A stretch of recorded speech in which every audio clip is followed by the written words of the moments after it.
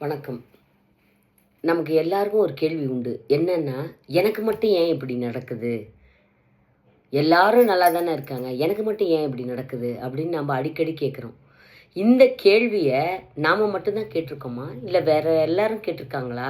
அப்படின்னு பார்த்தா, தர்மரும் அந்த கேள்விய கேட்டிருக்காரு. எப்ப கேட்டாரு? வனவாசம் போகும்போது தர்மர் கேட்குறாரு. நான் மட்டும் இப்படி கஷ்டப்படுறேனே, என்ன போல யாராவது கஷ்டப்பட்டவங்க உண்டா? அப்படின்னு கேட்குறாரு. தர்மர் வந்து கஷ்டப்பட்டதுக்கான காரணம் என்ன அப்படின்னா, அவர் கேட்குறாரு அப்படின்னா, அவர் பொறுமையோட சிகரம்.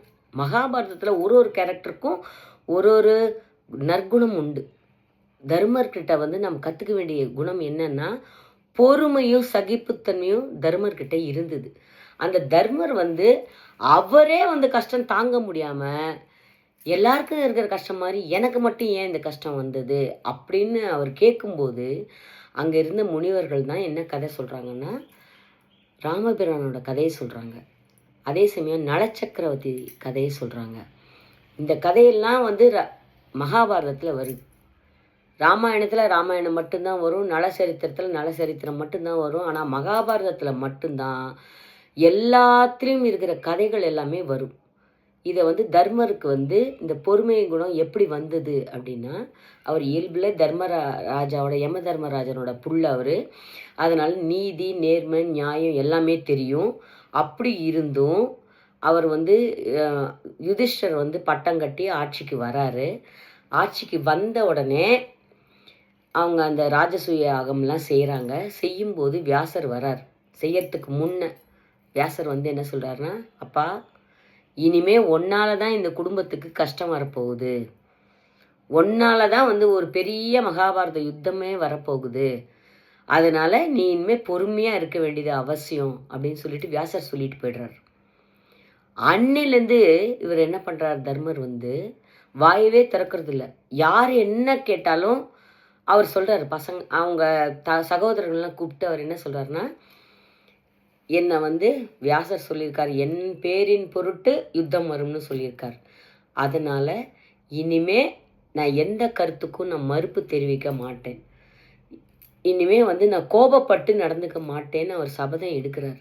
அதனால தான் துரியோதனன் வந்து ஆட்டத்துக்கு கூப்பிட்ட போது அதை மறுக்காமல் அவர் போனார். விதுரன் சொல்கிறாரு, உன்னை வந்து கவிழ்க்க வந்து சதி நடக்குது, நீ போகாத அப்படின்னு சொன்னால் கூட இவர் என்ன பண்ணுறாரு, அதையும் மீறி போகிறாரு. போயிட்டு என்ன பண்ணுறாரு, அவர் பொறுமையாக தான் இருக்கிறார். நீ இவனை வச்சு பீமனை வச்சு ஆடுறியா, அர்ஜுனன் வச்சு ஆடுறியா, ஒன்றை வச்சு ஆடுறியா, அதுக்கப்புறம் பாஞ்சாலி வச்சு ஆடுறியா, அப்போவும் அவர் பொறுமையாக தான் இருந்தார். பாஞ்சாலியோடைய துகுல் உரியும் போதும் அவர் பொறுமையாக தான் இருந்தார். ஏன்னா நம்மளால் எந்த பிரச்சனையும் வரக்கூடாது அப்படின்னு அவர் பொறுமையாக இருந்தார். அதுக்கப்புறமா வனவாசம் போனார். வனவாசம் போய் அந்த அக்ஞாத வாசம்லாம் முடியும் போது அவர் அந்த வனவாசத்தில் ரொம்ப கஷ்டப்படும் போது தான் அவர் வந்து தன்னோட துயரத்தை அவர் புரிஞ்சுக்கிட்டார். நம்மளால் இத்தனை பேர் கஷ்டப்படுறாங்களே அப்படின்னு தான் என்னை போல கஷ்டப்பட்டவர் உண்டா அப்படின்னு அவர் கேட்டார்.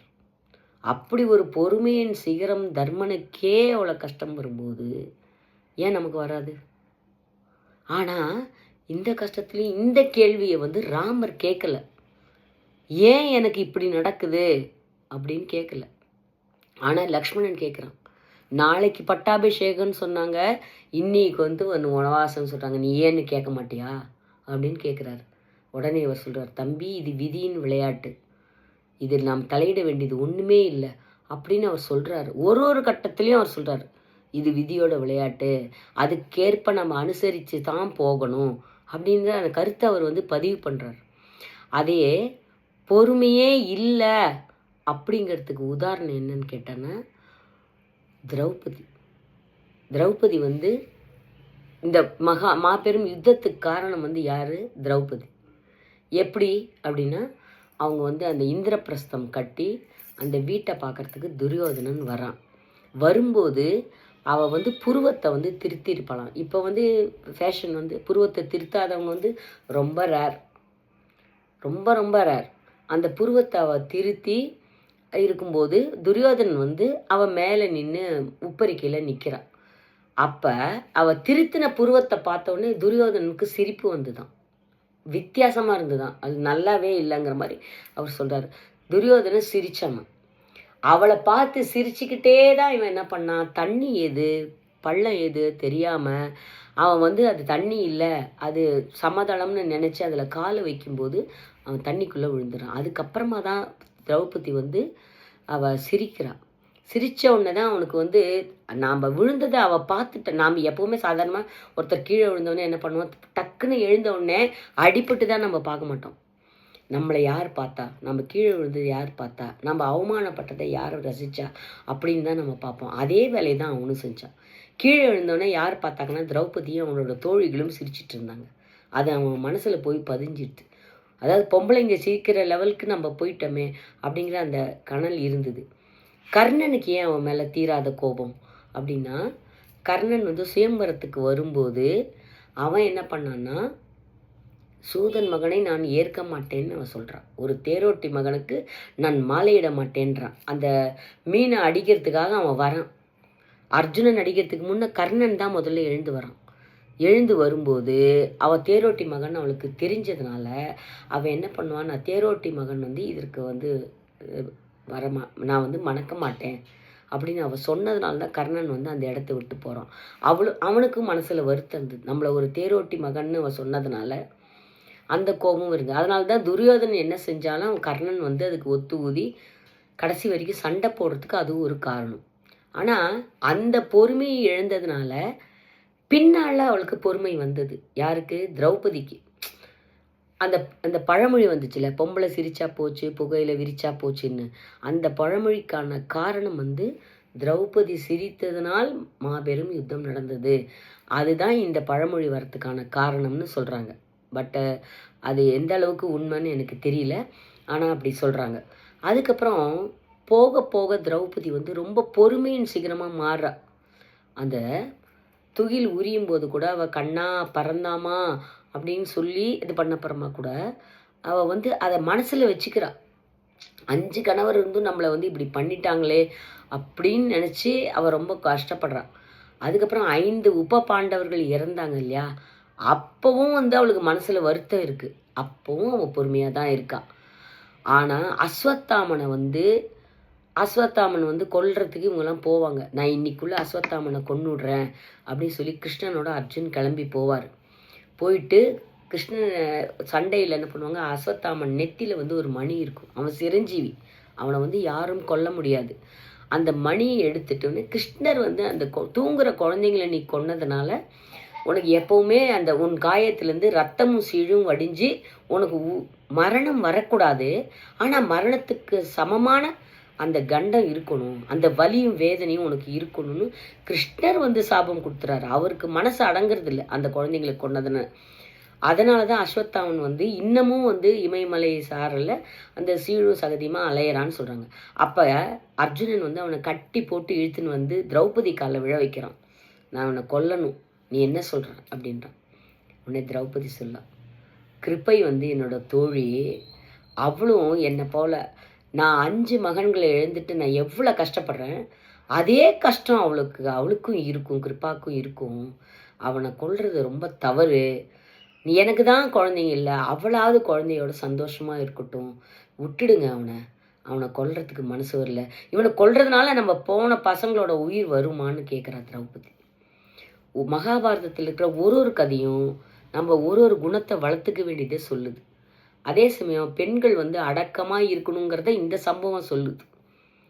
கீழே விழுந்தவுடனே நம்ம சிரிக்கிறோம், அது நம்ம பண்ணக்கூடிய மிக பெரும் தவறு. அது யாராக இருந்தாலும் சரி, யார் விழுந்தாலும் நாம் விழுந்தாலும் நம்மளை பார்த்து சிரிக்கிறாங்க, பெத்தியார் விழுந்தாலும் நம்ம அவங்கள பார்த்து சிரிக்கிறோம். நம்ம ஒரு கதையிலையும் ஒரு இது க்ளூ இருக்குது. என்ன? பொம்பளை வந்து ஒரு அடக்கம் ஒடுக்கமாக இருக்கணும். அதே சமயம் தர்மர்கிட்டேருந்து கற்றுக்க வேண்டியது பொறுமை, அர்ஜுனன்ட்டு கற்றுக்க வேண்டியது அர்ப்பணிப்பு, குந்திகிட்டேருந்து கற்றுக்க வேண்டியது கடமை. அதே போல் திரௌபதி வந்து 5 கணவர்களையும் தனித்தனியாக புரிந்து வச்சிருந்தா. 5 பேர்கிட்டையும் பத்தினித்தன்மையோடு அவள் இருந்தாள். ஒரு கணவன்கிட்ட 1 வருஷம் முடிஞ்ச உடனே அடுத்த நாள் பாதி ராத்திரியில் போய் நெருப்பு மூட்டி அந்த நெருப்பில் குளித்து அக்னி மூலமாக அவள் புனிதப்படுத்தி கொண்டு தான் அவள் வந்தாள். ஒவ்வொருத்தரையும் ஒரு ஒரு கேரக்டர் இருக்குது. வியாசர் அவளை சொன்னப்புறமா தர்மர் வந்து ஒரு செகண்டு கூட எந்த ஒரு விஷயத்துக்காகவும் அவர் கோவப்படவே இல்லை. விராட பருவத்தில் போய் அவர் வந்து அந்த விராடனோட தாயங்கட்ட ஆடுவார். ஒரு கட்டத்தில் அவ சைந்தரிங்கிற பேரில் திரௌபதி வந்து ஒரு பணிப்பெண்ணாக இருப்பாள். அப்போ ஏதோ ஒரு விஷயத்துக்காக வரும்போது அவளை வந்து உரிமையிலேயோ இதில் பேசுவாங்க. அப்போ திரௌபதி தர்மர் வந்து குறுக்க கேட்கும்போது அவர் அந்த தாயங்கட்டையால் தர்மரை போட்டு அடிச்சிருவார். யார் அந்த விராடன் இருக்கான் இல்லையா, கோவத்தில் என்னமோ சொல்ல போக இவர் என்ன பண்ணுவார், கையில் இருக்கிற தாயங்கட்டை எடுத்து தர்மனோட நெத்தியில் அடிச்சிருவார். நெத்தியில் அடித்த உடனே ரத்தம் வந்து கீழே வரும். உடனே இவ போய் என்ன பண்ணுவாள், தன்னோட சீரையால் தன்னோட புடவையால் அந்த ரத்தத்தை அப்படியே பிடிச்சின்றுவான் திரௌபதி. ஏன்னா தர்மரோட ரத்தம் ஒரு துளி, அந்த தர்மாத்மாவோட ஒரு துளி ரத்தம் பூமியில் விழுந்தா பூமியே அழிஞ்சு போகும் அப்படிங்கிற மாதிரி ஒரு சாபம் இருந்ததுனால அது உலகத்துக்கு நல்லது இல்லைன்னு சொல்லி திரௌபதி வந்து அப்போ கூட அவர் கோவப்படலை. விராடன் வந்து அந்த தாயக்கட்டையால் அடிப்பார். அப்போ தன்னோட பொறுமையை அவர் பாதுகாத்தார். ஏன் வந்து தர்மராஜாவை நம்ம இன்னைக்கு நினச்சிக்கிறோம், பொறுமை. பீமன் அவங்ககிட்ட என்ன குணம் தெரியுமா, அவன் வந்து விருகோதரன்னு பேர். விருகோன்னா ஓநாயின்னு அர்த்தமா. ஓநாயின்னா என்ன பண்ணுன்னா பெருந்தீனிக்காரன். அவனுக்கு எவ்வளோ கொடுத்தாலும் பத்தாது. அவங்க பிச்சை எடுக்க போகும்போது கூட என்ன பண்ணுவாங்க, அவன் எடுக்கிறத 5 பாகம் 6 பாகமாக டிவைட் பண்ணி, அதாவது அதை 2ஆக டிவைட் பண்ணுவாங்களாம். என்ன எடுத்துன்னு வந்தாங்களோ விராட தேசத்தில் அதுக்கு முன்னாடி ஏக சக்கரத்தில் வந்து 1 இயர் இருப்பாங்க. அப்போ இந்த ஏக சக்கரத்தில் இருக்கும்போது ஒரு பிராமணன் வீட்டில் இருப்பாங்க. அப்போ அவங்ககிட்ட போய் அந்த ஊரெல்லாம் போய் அந்த பிச்சை எடுத்துன்னு வந்து அந்த பிச்சை எடுத்ததை அவங்க 5 பேரும் 6 பேர் சாப்பிட்டுட்டு இருந்தாங்க. அப்படி சாப்பிடும்போது அந்த குந்தி தேவி என்ன பண்ணுவாளாம், என்ன எடுத்துன்னு வந்தாலும் அதை 2ஆக பிரித்து 1 வந்து பீமனுக்கு கொடுத்துருவாள். இன்னும் 1 தான் 5 மித்த 4 பசங்களுக்கும் கொடுத்து தானும் உண்டு இளைப்பாருவாள் அப்படின்னு சொல்லுது. ஆனால் ஓநாய்கிட்ட ஒரு நல்ல குணம் உண்டாம். என்ன குணம்னா, ஆபத்து காலத்தில் தன்னோட கூட சேர்ந்தவங்கள விடவே விடாதான். நம்ம வந்து ஓநாய் மாதிரி நரி மாதிரிலாம் சொல்கிறோம்ல, ஒரு கூட்டத்துக்கும் ஒரு நல்ல குணம் உண்டு. அது கூட மகாபாரதம் சொல்லுது. ஏன் அவனுக்கு விருகோதரன்னு பேர், அவன் ஓநாய் மாதிரி பெருந்தீனிக்காரன், நல்லா சாப்பிடுவான். அட் த சேம் டைம் ஓநாய் மாதிரி தன்னோட குடும்பத்தை எந்த நிலையிலையும் விட்டே கொடுக்க மாட்டான். எல்லாரை விட அவனுக்கு குடும்பத்து மேலே பாசம் அதிகமாக. எங்கே போனாலும் தர்மர், அர்ஜுனன் ஒரு கை, குந்தி தேவி, திரௌபதி எல்லாரையும் தூக்கிண்டு போவான். கழுத்துலேயும் முதுகுலேயும் இடுப்புலேயும் அவங்க 5 பேரை அவன் நடக்கவே விட மாட்டான். அப்படி தான் அவன் காடு மலையெல்லாம் ஏறி திரிஞ்சான். அவங்ககிட்டருந்து கற்றுக்க வேண்டியது அந்த ஞானத்தை நம்ம கற்றுக்கணும். ஒரு ஓநாய் வந்து தன்னோட குடும்பத்தை எப்படி பாசமாக பாதுகாக்குது அப்படிங்கிறத நம்ம அவங்ககிட்டருந்து கற்றுக்கணும். நகுல சகாதேவன்ட்டு என்ன கற்றுக்கணும், சகாதேவனுக்கு ஜோதிட கலையில் வல்லவன். அவங்ககிட்ட அந்த அந்த ஞானம் சார்ந்த அந்த அறிவை வந்து நம்ம அவன்கிட்ட கற்றுக்கணும். நகுலன் வந்து அனிமல்ஸ் கிட்ட நல்லா பேசி ஃப்ரீயாக பழகுவோம். அது அவங்ககிட்டருந்து கற்றுக்க வேண்டிய குணம். அர்ஜுனன்ட்ட வந்து குருக்கிட்ட எப்படி நடந்துக்கணும், என்ன பணிவாக இருக்கணும், எப்படி நடந்துக்கணும் அப்படின்ட்டு அர்ஜுனன்ட்ட கற்றுக்கணும். அதுக்கப்புறம் விடாமுயற்சி. அவன் எந்த ஒரு காரியத்தை எடுத்தாலும் அதை ஜெயிக்காமல் வரவே மாட்டான், அதை முடிக்கணும். இன்றைக்கி ஒரு கற்றுக் கொடுத்தாருனா, ஒரு குரு கற்றுக் கொடுத்தாங்கன்னா எல்லாரும் தூங்கினப்புறம் அவன் அதுக்குன்னு வேலை செய்யாமல் இல்லை, குருவோட பையனுக்கு அவன் தான் எல்லா வேலையும் செஞ்சு கொடுப்பான். குருவோட பத்தினிக்கு காய் நறுக்கி கொடுக்குறது, விறகு எடுத்துன்னு வந்து கொடுக்குறது, எல்லா வேலையும் குரு வந்து கண் அசைக்கும் போது அவர் கண் அசைகள் என்ன இருக்குது அப்படிங்கிற குணத்தை அவனால் கண்டுபிடிக்க முடியும். அவர் என்ன நினைக்கிறாருன்னு அவன் அர்ஜுனனுக்கு தெரியும். எல்லாம் முடிச்சுட்டு எல்லாரும் தூங்கினோடனே இவனும் தூங்குற மாதிரி பாசாங்க பண்ணிவிட்டு பாதி ராத்திரி போய் அந்த காட்டில் அன்னன்னைக்கு சொல்லி கொடுத்த வில்வித்தையை அவ்வளோ ப்ராக்டிஸ் பண்ணிவிட்டு அது நல்லா வந்தாலோடைய படுக்க வரமாட்டான். அதை பார்த்துட்டு தான் யாருக்கும் சொல்லி கொடுக்காத பிரம்மாஸ்திரத்தை முதல்ல தான் பிள்ளைக்கு கூட சொல்லி கொடுக்காம துரோணர் வந்து அவனுக்கு சொல்லி கொடுத்துட்றான். மகாபாரத கதையை நீங்கள் தயவு செஞ்சு படிக்கணும். கதை பிடிச்சதான் லைக் பண்ணுங்கள், சப்ஸ்கிரைப் பண்ணுங்கள், 4 பேருக்கு ஷேர் பண்ணுங்கள். நன்றி, வணக்கம்.